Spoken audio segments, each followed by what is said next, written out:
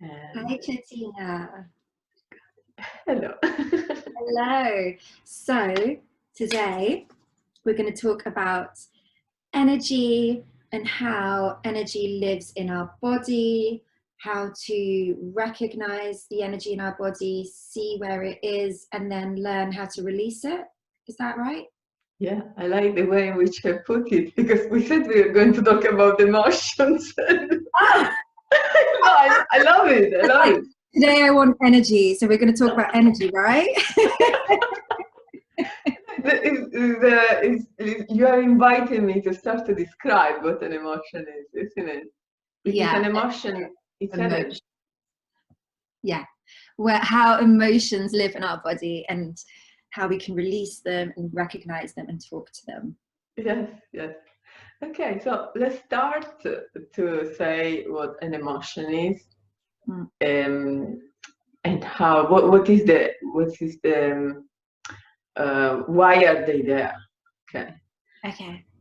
and how can we use them? So because I don't want to say, okay, let's talk about how to release an emotion without saying, first of all, why we need emotions.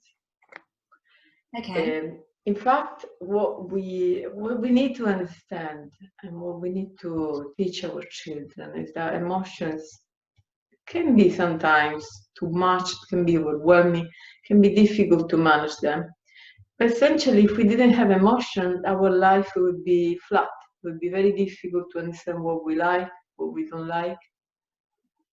And if we have any problem, and we don't get angry, it would be difficult to overcome the problem.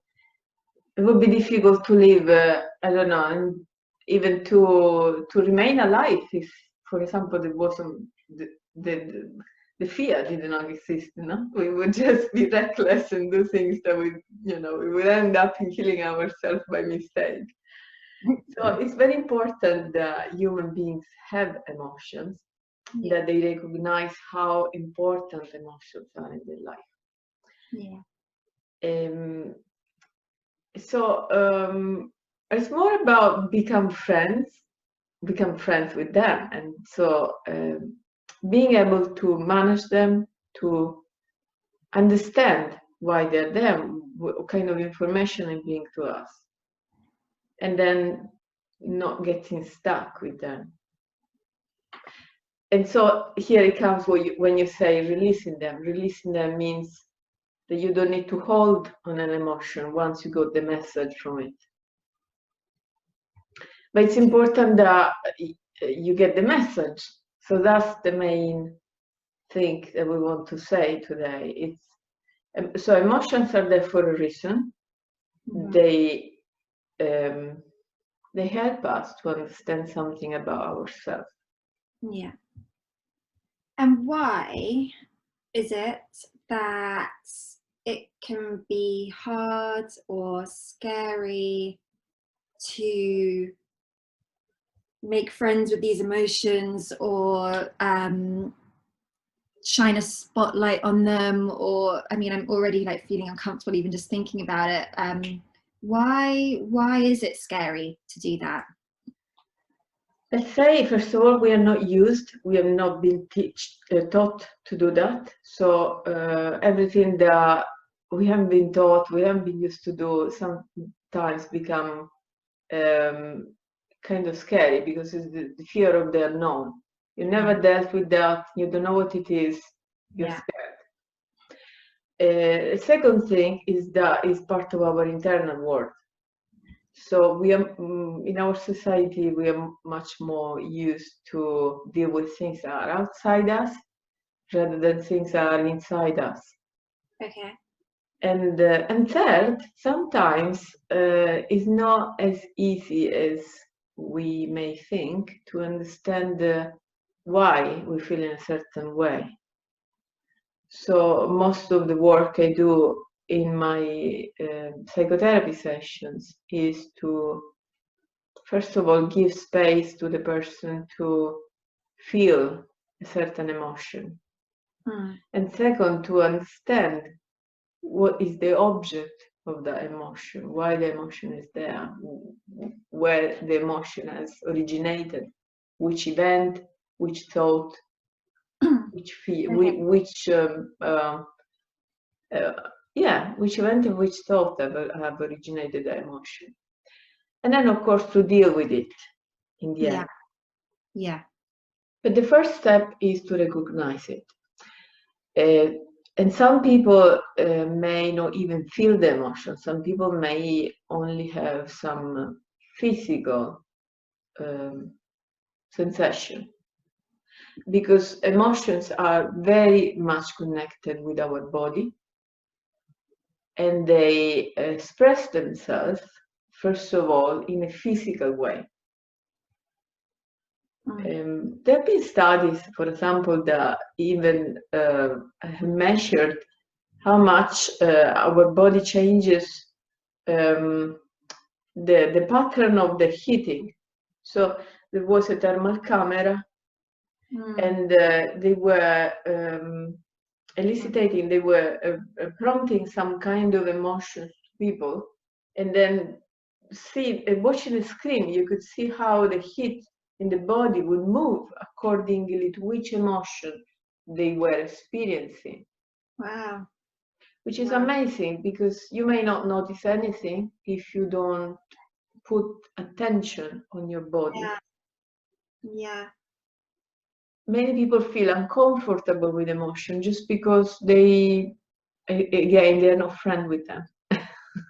Amazing, because I suppose if you think about it, a lot of people go red when they're feeling embarrassed or shy. Yeah. So yes, it's amazing that our heat corresponds with the emotion that we're feeling. And then do some people have would some people often have a go-to emotion? Like, would you have an angry person, for instance, that would always go to anger as their first reaction when trying to process certain events or certain emotions that are coming up? Yeah, definitely. Each one of us has a tendency to express themselves in a way rather than in another. There are people that may feel, for example, a certain emotion more than other people. And of course, you have to ask yourself how and why, and try to understand. Maybe, for example, if you never express anger, it's something that you have to ask yourself. Why you never express anger? You don't feel you are allowed. You feel, maybe you think maybe you may scare the other person, and the other person may leave you.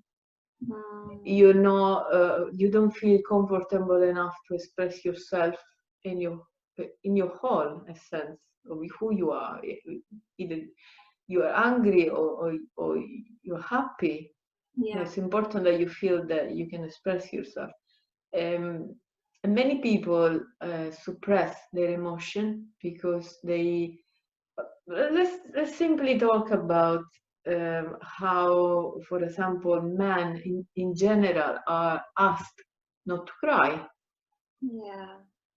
since they are children, because our society doesn't really look in a good way a man that starts to cry, for example. No, I'm not saying in public, even at home. And it's like if you cry, you are expressing a weakness. So you're not really a strong person, and as a man, you're supposed to be strong. And so all these cultural ideas that we learn since we are children, we are infused with all these ideas by movies, by our parents, by school, by everything. And then we end up in regulating our emotions according to what is acceptable by society. So, for example, we would never scream at our boss at work.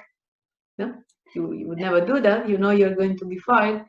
But yet, you may have instances in which you would, because maybe something would happen that would make you angry, right?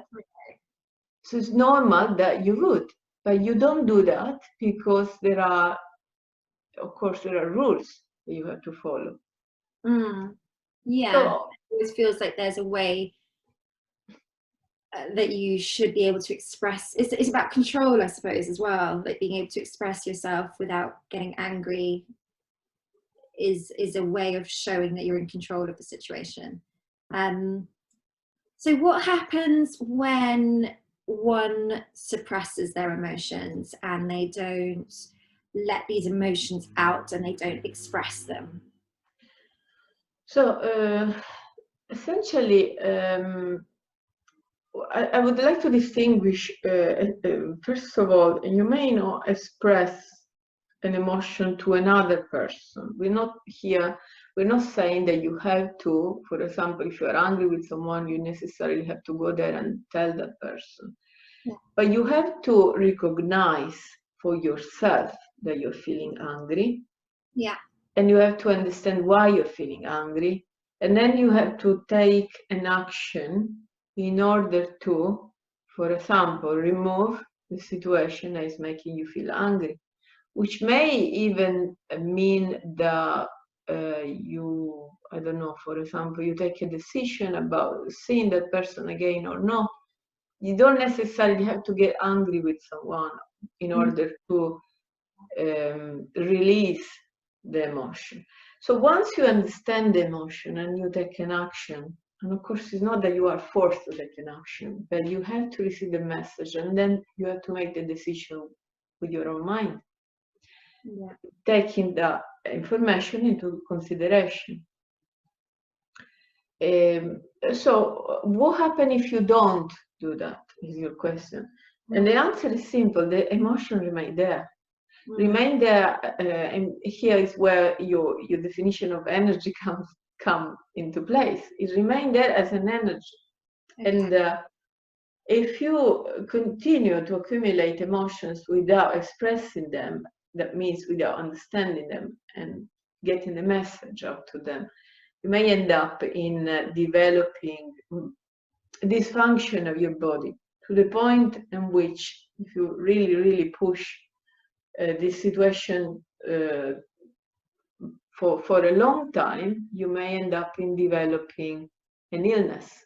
Yeah, that's what I understood, that eventually these emotions, once they become more and more suppressed, need to come out in a way. And if we don't allow them to come out either through expressing them or releasing them in some way, even if it's just tears, that they can come out in illness, be it rashes or like diseases. Yeah, absolutely. Medicine recognize that there are psychosomatic illnesses. Probably in the scientific world, they haven't yet understood up to which extent illnesses are psychosomatic. While doing hypnosis, so now we're talking about the spiritual world. Last time we were talking about QHHT. I've seen that almost every symptom or every illness is connected with an emotion or with a situation that the person hasn't solved, with a decision that they haven't taken. So it's all connected to the mind, it's all connected to the spirit. Yeah. And is every emotion triggered, not every emotion, but maybe every kind of fearful emotion that we're not experiencing, are they often triggered by a sense of lack of security, of fear, of ultimately of death? No, I wouldn't say that every emotion comes from there. For instance, I suppose like when we're triggered and we're angry because someone we've experienced something which has made us feel rejected, and then that brings up emotions of anger, and then ultimately the feelings of rejection is because we don't want to be on our own, because ultimately being on our own might mean that we're not going to be able to live or survive physically. Yeah, well, definitely a big part of our emotions is connected with survival, of course. You may say even positive emotions somehow, no? Because of course they are part of our animal being. But of course this is very like a far away origin. We don't always need to get to the first origin of our emotion in order to understand that. And yes, of course, there are cases in which is really connected with fear of death, to fear of being alone and then not able to sustain ourselves to survive. But that is not always, and is not for everyone. There are people that may feel this more stronger than other people.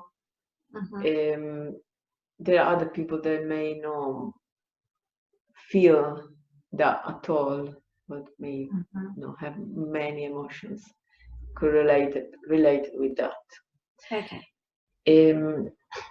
So every emotion has its own, let's say, a way of working, and I'd like maybe to give a very schematic explanation because while I feel that some emotions are very well understood and known, other emotions are less understood. Okay. So, for example, I feel that anger is one of those emotions that is not very well understood.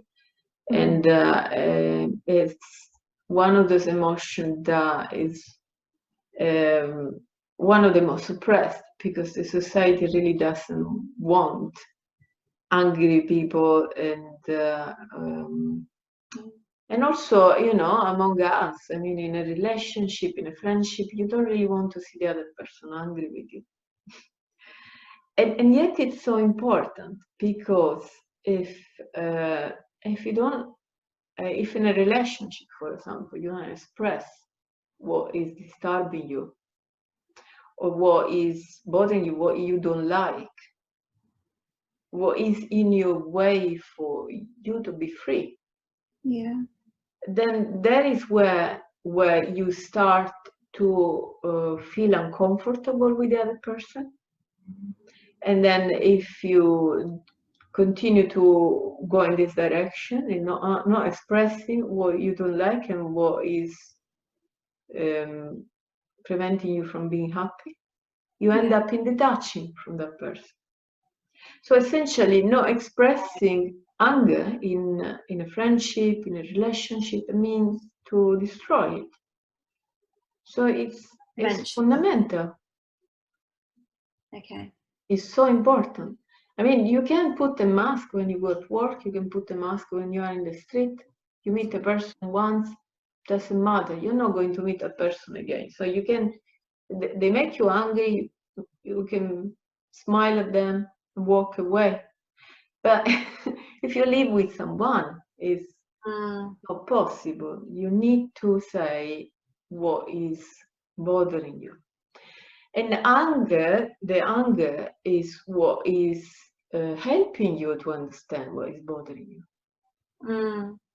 So if you ignore it because it's not correct to express it, because it's not allowed to express it, then you are ignoring yourself. Yeah, I understand. So it's really, really important that we feel what we are feeling. And we ask ourselves, why am I feeling like that? Okay, why this? I don't know. I don't know if I live with someone, no? Anything, it could be a family member, it could be a flatmate. I need to ask myself why this particular action, this particular thing that this person is doing is making me feel angry. no? And then once you get to the real reason why you feel angry, which is not necessarily related with the other person. It can be even a projection, can be even that you are interpreting something that the other person is doing. For example, I don't know, if the other person does something that makes you feel that is not respecting you. Maybe the other person didn't even realize that. So it's not like that they wanted you to feel not respected, but you may feel not respected. No? Yeah. So you have to ask yourself always, what is this about? Why am I feeling like that? And then communicate it to the person, which doesn't mean you have to go there and scream at the person, absolutely not. But, and of course, there will be cases in which it will be necessary to raise your voice because maybe the person is not willing to listen to you, to understand you. So sometimes we feel like we need to be more, let's say more, to appear more. No, if the other person doesn't see us, no, that's when we scream because the other person is not listening to us. This is how it happens. If the other person is listening to us, you don't need to scream. You just need to go there and say, look, this particular thing that you're doing is bothering me. I don't even know why. Maybe sometimes we don't know. And then discuss this with the person. Maybe the other person will say, oh, I'm really sorry. I didn't realize this was bothering you. I didn't even realize I was doing that. No. Or maybe the other person will say something that will make you understand something different. So if you don't ignore yourself, and if you have the courage to go and do what you're meant to do in order to remove that obstacle that is between you and your freedom, between you and your happiness, and your being happy, being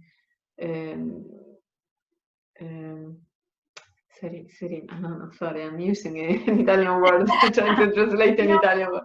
I know exactly what you mean. I think the challenge for me is always, and I suppose what you're describing is confrontation, is that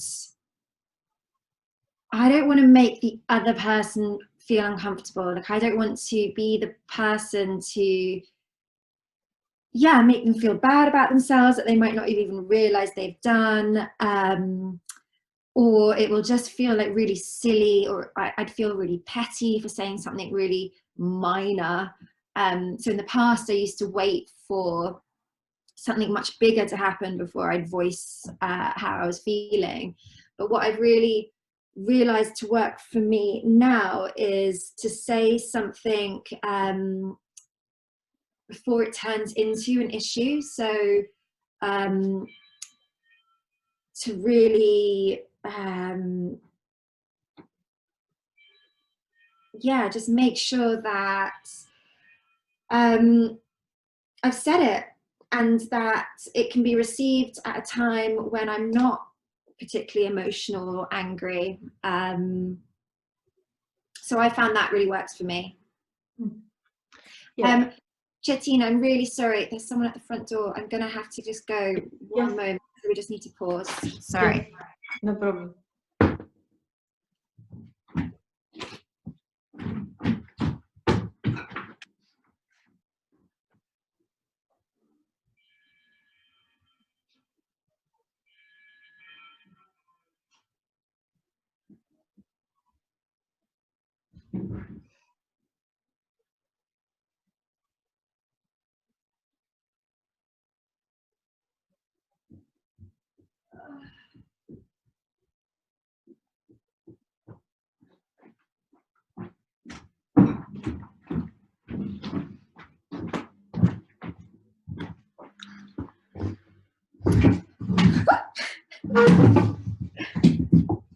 Sorry.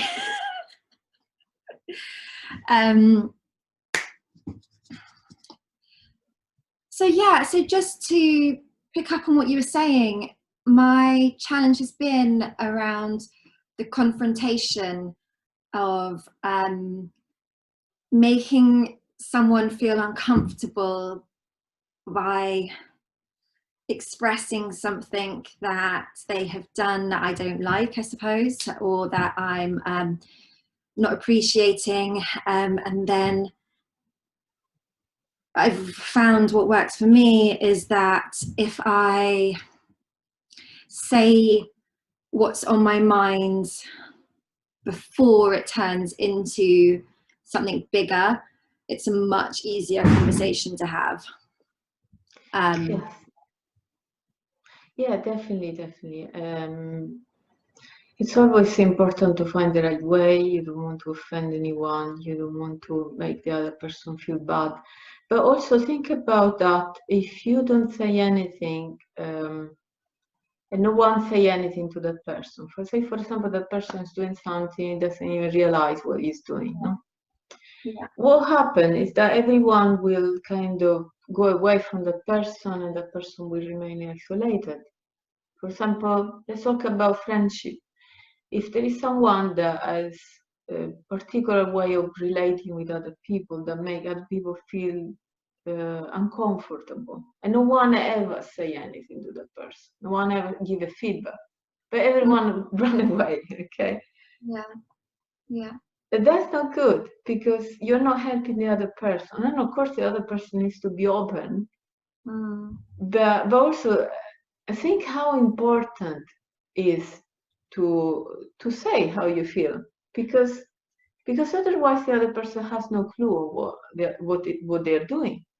They may think they've done nothing wrong, that they really loved you, that they really respected you, and you are not giving any feedback. So at the end of the day, it's also your fault if Absolutely.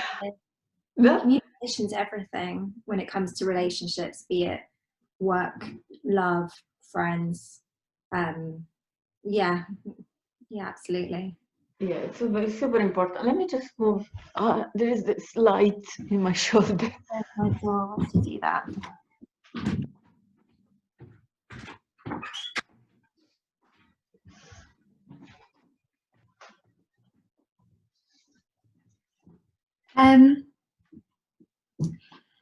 So do you have particular techniques then for us to be able to recognize emotions that we are potentially suppressing or are being held in parts of our bodies? And then my second part to that question is, do we hold different emotions in different parts of our bodies, or is it just a case-by-case situation? Like, would I hold emotions in my body in a very different way to someone else? Okay, so particular technique to understand emotions or to feel your emotions, just being still. It's not a technique, it's just giving space, attention, and to listen to your body and to how you're feeling. Yeah. So, why there's no technique? Because it's natural. It's a natural thing that we should be in touch with our emotions. So you don't really need the technique. You just need to give attention to how you feel and to how your body feels. And this is something that we don't always do because we are distracted. I don't know, we are always with the music in our ears, we are always watching TV or always working, always doing something. So it's super important that whenever we feel something, we just stop one moment. Anything we are doing, we stop one moment and ask ourselves, okay, there's something new. I don't know, I'm feeling a sense of discomfort, whatever it is in my stomach. What is happening? When did I start to feel this? Because if you don't do it straight away, what happens is you keep feeling it, but you don't even remember when it happened. When did it start? why is it so important to understand when it started? Because it started in the very moment in which you, for example, acquired, for example, an information that you were not aware about before, or you thought about a certain thing, or someone told you something. So if you miss the beat, you may have a hard time in trying to do the reconstruction and trying to understand where that particular emotion came from. Yeah. So, for example, you receive a text message and you start to feel weird. Okay, where do you feel weird? In my stomach. Okay, why am I feeling weird in my stomach? Usually the stomach is fear, not the tummy is fear. You feel a sense of constriction. Or sometimes, you know, people even develop diarrhea. They have to run to the toilet when they are scared. No? So there is fear. Okay, I'm feeling scared. Scared of what? And you try to understand exactly what is making you feel like that. And then you try to, of course, after you received all the message, you ask your emotion to leave you, because you say, okay, I'm feeling scared because this person sent me a message which made me feel that he wanted to leave me, not be my friend anymore, not be my partner anymore, and I'm scared that this may happen. And then you say, okay, I understood this message. I'm now ready to release it, this fear that I'm feeling. And you start to feel better. And maybe then you feel something else, and you then focus on that something else, and you say, okay, what am I feeling now? I'm feeling, and you focus again in trying to understand how you feel and why, because usually it's complex. Usually you don't only feel one thing and one emotion at a time. Usually we have a mixture of emotions correlated with something that's happening. Okay. So it's important that you focus on what is happening on your body, and whenever it happens, you just stop a moment, try to sort this out, try to get the message, and then release the emotion. So it's very simple. It takes a few minutes, but if you don't do it, it can be a big mess. Yeah. I feel like for me, I mean, I definitely get knots in my stomach, and like I definitely feel what you just described. But I think for me, the one that's always overarching is in my jaw from clenching, or potentially clenching in my sleep. So what does it mean when it's in your jaw? It's not that we can say this for everyone, but if you talk about this area, you may think there is something related with your voice, for example, with not saying things, for example. But it's not necessarily the case.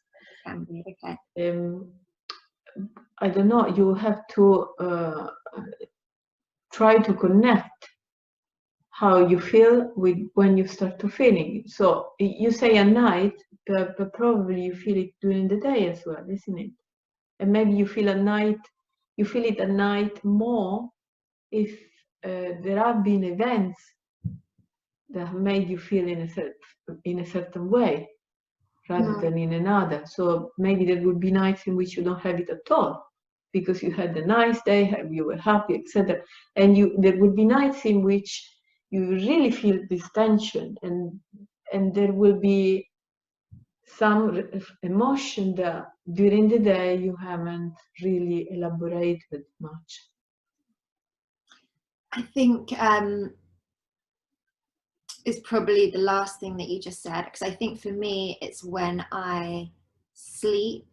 So it's probably me dreaming about things that are going on in life, but also probably emotions that I've not let go of in the day that I'm processing in my dreams, and then I'll wake up with the jaw clenching or tension. Yeah. Yeah. So it's very personal. You really have to go and find your own meaning.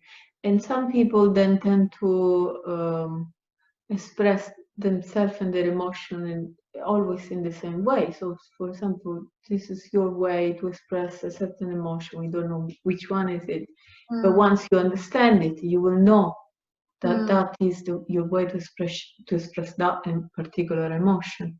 So once you know yourself, you've done a bit of work on yourself, it's much easier. You don't always have to start from scratch. Yeah.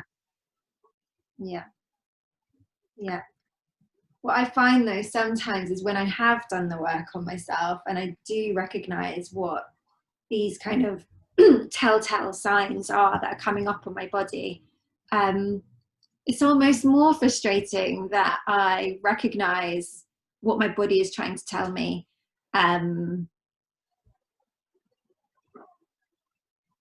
Yeah, I don't know if that makes sense to you, but I suppose it's what I'm saying is that it's an ongoing journey of having a dialogue with our body and having a dialogue with our ourselves, to be able to speak to these emotions, to release them. I think sometimes when you do a lot of work on these things, you think, right, I've done the work, done. That emotion will never come up again in that particular place, and yet you'll see it come up. But at least you have shared a really great tool with me now, so I can help release it with ease. Good. Yeah, I would like to maybe also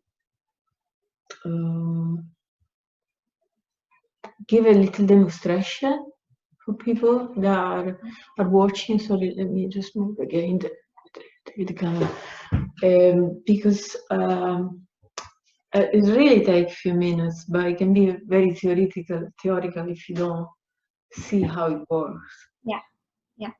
So what I tend to do, for example, on myself is, in order to really focus on the emotion, is just staying still, and then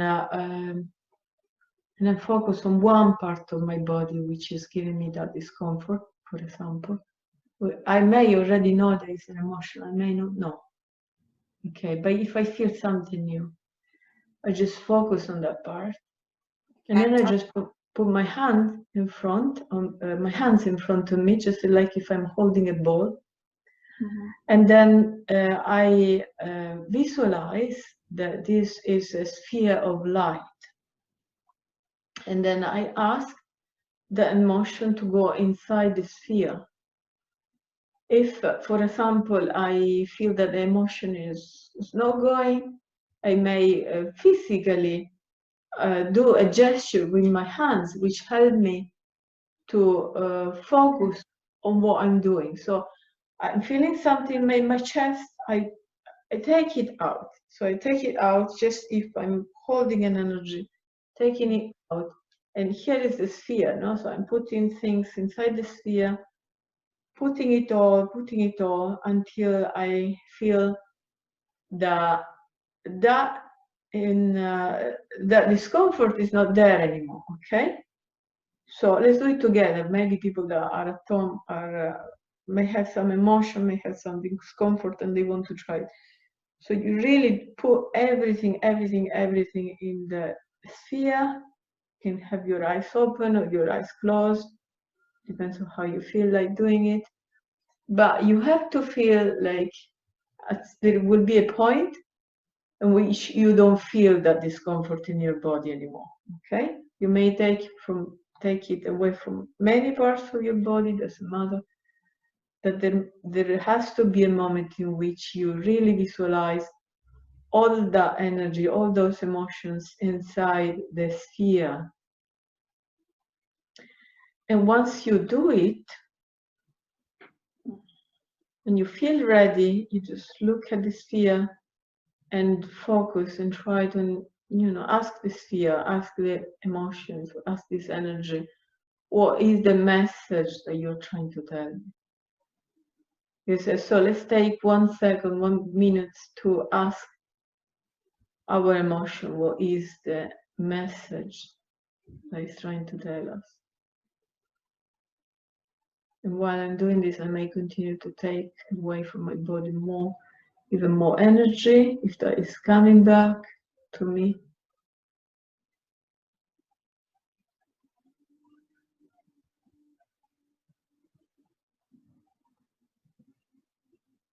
Okay.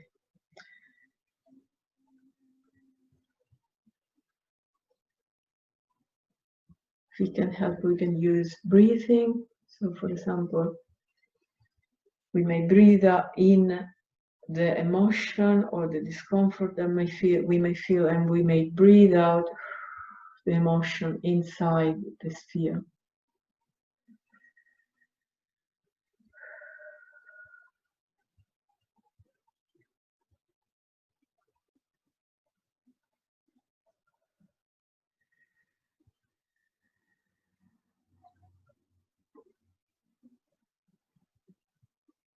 Okay.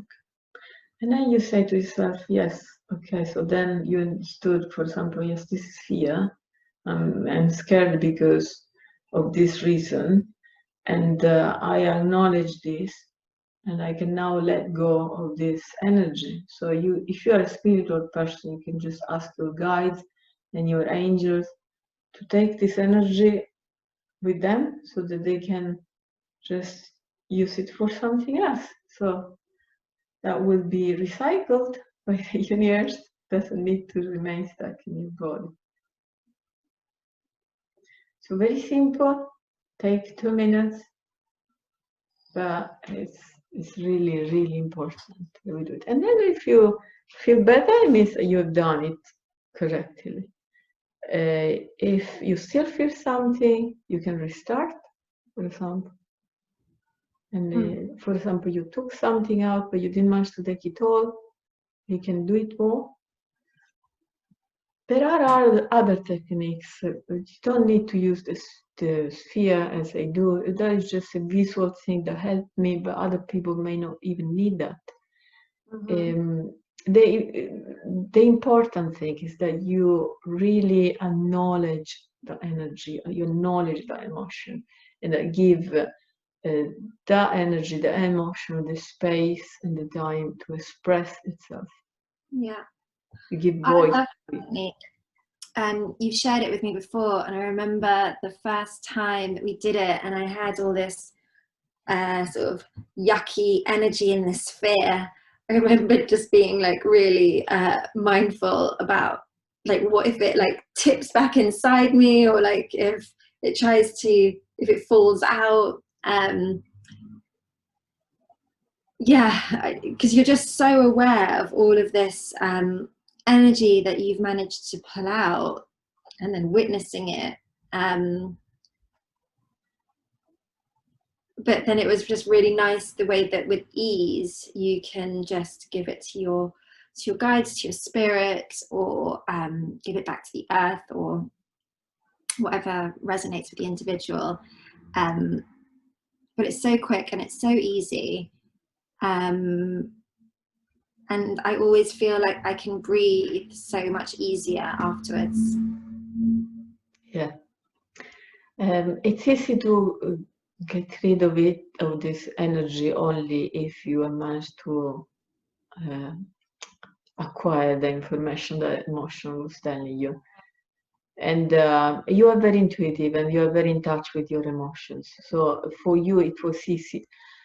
For other people, it may take a while before they train themselves to understand and connect with how they feel, with their emotion, and with the messages coming from their emotions. So it depends very much on your level of connection with yourself, how easy is the technique. You may need, for example, if you're very, very detached and very unaware of your emotion, you may need to be helped by someone, like at the beginning. That's why people go in therapy, no? Because they don't understand themselves.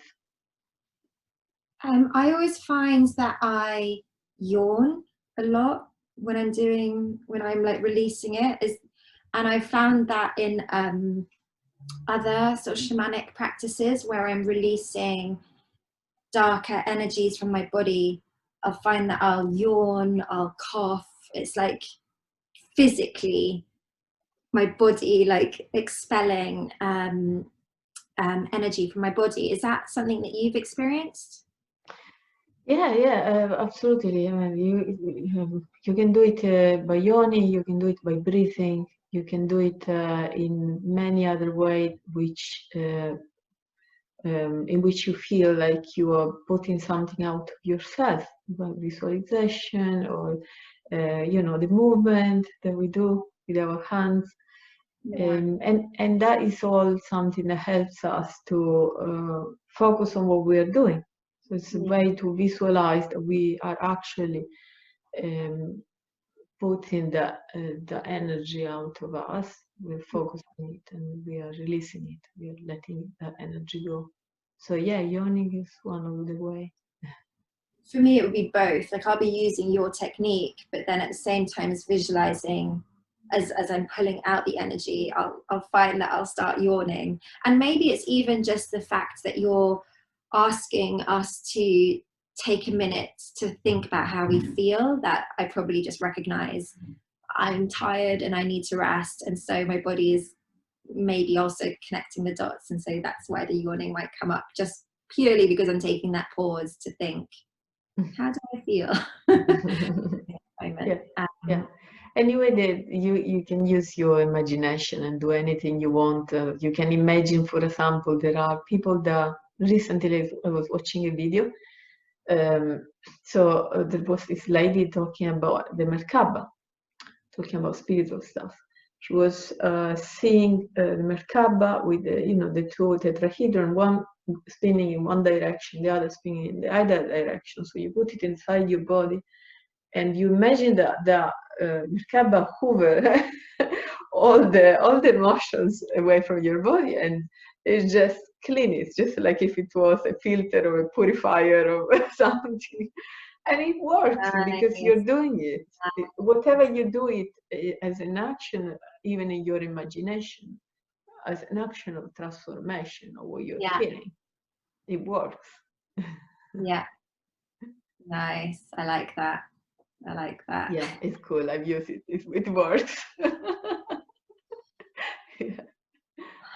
And it's just so simple. And that's what I like about all your techniques, is that it's so simple. We don't need anything other than our imagination, and carving out a bit of time for ourselves. Yes, listening to ourselves is the main thing. And is that still part of your practice? Do you find that you do that as a sort of a weekly practice, just to check in with yourself, or do you just mostly do it as and when it feels relevant, like when you're starting to feel certain tensions in your body? Yeah, no, I do it when it feels that it's needed. Yeah. Just like I eat when I'm hungry, I sleep when I need to sleep, because it's part of our physiology, if you want. If part of the way in which you take care of yourself. Yeah, you could, if you think you are missing up on bits of information, and maybe you didn't give enough time to yourself during the week, you could establish a day in which you do this. But again, if you do it after a certain number of hours or days, you may not know anymore why you were feeling like that. So it could be very difficult to understand your emotions if you are not really in touch with yourself. Yeah, if you're not in the moment. Yeah, it's really advisable. If you can't do that in that very moment because, I don't know, you're at work, you are busy doing something else, at least take notice of how you're feeling and trying to understand at least what was the trigger. So you can still work on that, but at least you don't forget what was the trigger. Maybe you write it down, write a note on your phone, do something to fix the memory, because it's so easy to just forget and to remain with the energy without knowing why. Yeah. Thank you. That's really helpful. Thank you.